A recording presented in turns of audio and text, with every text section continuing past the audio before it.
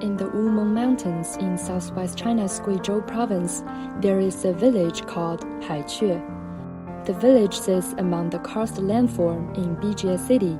It once suffered from severe soil erosion, with a forest coverage rate of less than 5%. In the 1980s, all 168 households here lived in poverty.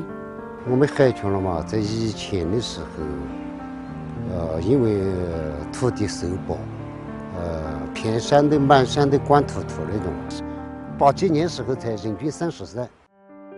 Things began to change in 1988, when Bijie was set up as a trial zone for poverty alleviation.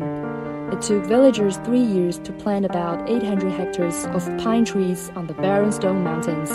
老百姓呀，收入又进来了，我们有了林，现在我们有了就是爱花苹果，在里面种中药材，还有我们这个生运大棚。Hai village is an epitome of green development in rural China. Not only has the little village undergone a remarkable transformation, but the whole Guizhou province has seen the changes of these barren mountains. According to the Provincial Forestry Bureau, by the end of 2022, Guizhou's forest coverage rate has reached 62.81%, with a forest area of more than 11 million hectares.